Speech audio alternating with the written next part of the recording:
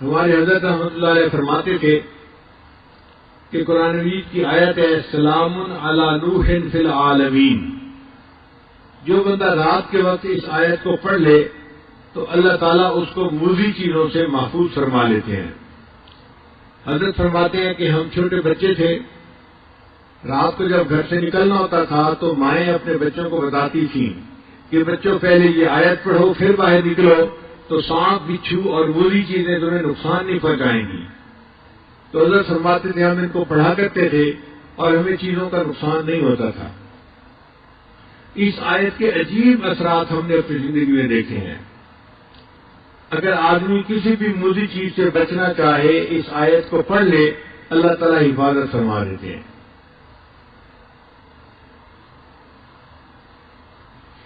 ہمیں سفر میں کئی مرتبہ مشکل پیش آتی ہے.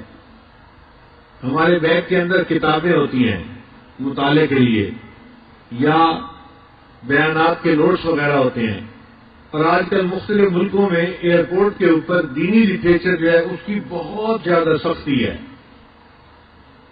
یعنی ایسے تو کسی کے پاس سے اسلحہ نکل آئے تو اتنی سختی نہیں کرتے جتنا دینی کتاب کوئی نکل آئے تو اس پر سختی کرتے ہیں. ایک مرتبہ دبئی ایئرپورٹ پر میرا چھوٹا بیگ تھا ہینڈ کیری جس کو کہتے ہیں، اس میں بیانات کے پیپر تھے. تو جب پاسپورٹ چیک کروانے کے بعد ہم آگے نکلے تو مشین والے نے چیک کیا اور اس نے میرا بیگ کھول کر دیکھا اور مجھ سے پوچھا کہ یہ کیا ہے. میں نے اسے بتایا کہ بھائی یہ میرے نوٹس ہیں، میں نے کتاب پڑھی اور جو مجھے پسند آئی بات وہ میں نے اس کے اوپر لکھ لی ہے. خیر وہ بندہ خاموش ہو گیا، اس نے بیگ بند کر دیا. جب آگے نکلے تو آگے ایک اور بھی چیک پوسٹ تھی. انہوں نے دوبارہ پھر بیگ پہ چیک کیا. میں بڑا حیران، بھائی ایک دفعہ چیک کر لیا ہے تو کافی ہے. دوسری دفعہ پھر چیک کیا. اب جب انہوں نے چیک کیا اور بیگ کھولا تو اس کے اندر کاغذات کو دیکھتے ہی پولیس والا فون کرنے بیٹھ گیا. اب میں حیران سوچ رہا ہوں کہ یا اللہ یہ اپنے کسی افسر کو بلاتا ہے یا کس کو بلاتا ہے اور اس کو کیا چیز نظر آ گئی جو اتنی اہم ہے کہ کسی کو بلانے کی ضرورت پڑ گئی. تھوڑی دیر کے بعد ایک خاتون آ گئی اور اس نے آ کے میرے بیگ کو دیکھنا شروع کر دیا. اب وہ ایک ایک کاغذ کو پڑھ رہی تھی. اللہ کی شان کے اس میں بخاری شریف کی جو اختتامی حدیث ہے اس کے نوٹس تھے. اس نے دیکھتے ہوئے مجھ سے پوچھا یہ بخاری شریف کی آخری حدیث کے نوٹس ہیں؟ میں نے کہا اچھا تم تقریریں کرتے ہو؟ میں نے کہا جی. پھر اس نے کہا اس کا مطلب یہ ہے کہ تم عالم ہو، یہاں بھی تقریریں کرو گے؟ میں نے کہا نہیں، ابھی تو میں یہاں پر 2 دن رکنے کے لیے آیا ہوں، پھر میں آگے جاؤں گا. وہ کہنے لگی کہ میں عالمہ ہوں اور مجھے انہوں نے صرف اسی لیے رکھا ہوا ہے کہ میں لوگوں کے پاس جو دینی لٹریچر ہے اس کو دیکھوں اور ان کو یہاں پہ روکوں. پھر اس نے میرے سارے نوٹس دیکھے، ان کے عنوان پڑھے تو مجھے کہنے لگے کہ آپ کسی خاص فقہ کے اوپر تقریریں کرتے ہیں؟ میں نے کہا نہیں، میں مسائل کے بارے میں تقاریر نہیں کرتا، میں اصلاحی تقاریر کرتا ہوں. تو اللہ نے اس کے دل میں نرمی ڈال دی. وہ مجھے کہنے لگی کہ آپ اپنے بیگ کے اندر کاغذات نہ لے کے چلا کریں، آپ کو کسی دن ایئرپورٹ پہ روک لیا جائے گا اور آپ کو جو ہے مشکل میں پڑ جائیں گے آپ. اب ہمیں فکر لاحق ہوئی کہ یا اللہ یہ تو روز کا معاملہ ہے، کریں تو کیا کریں. پھر وہ مجھے کہنے لگی تھی کہ آپ یہ نوٹس کیوں ہر وقت ساتھ رکھتے ہیں؟ کتابیں آپ نے کیوں رکھی ہوئی ہیں؟ یہ 2-3 کتابیں تھیں.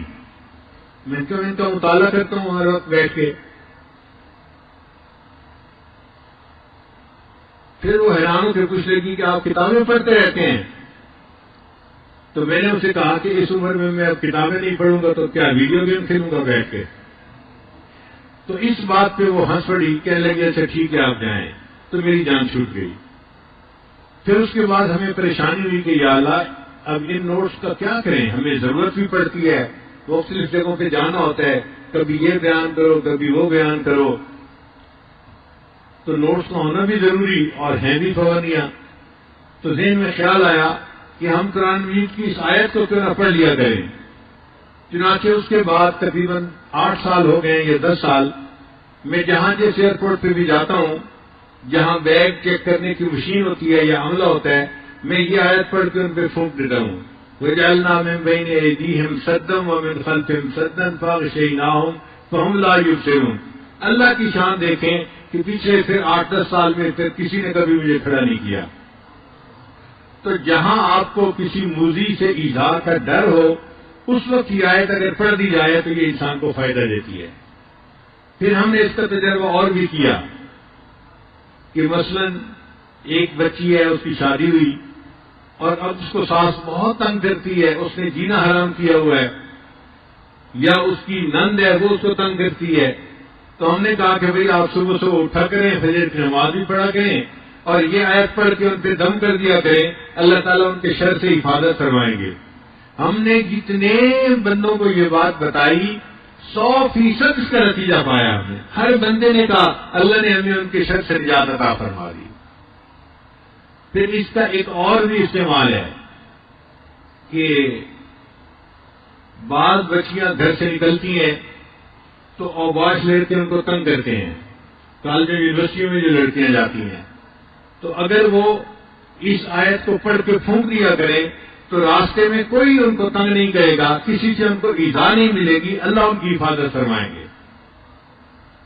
تو اس آیت کے بہت سارے فوائد ہیں جو انسان ظاہری زندگی میں بھی حاصل کر سکتا ہے۔ وَجَعَلْنَا مِن بَيْنِ أَيْدِيهِمْ سَدًّا وَمِنْ خَلْفِهِمْ سَدًّا فَأَغْشَيْنَاهُمْ فَهُمْ لَا يُبْصِرُونَ۔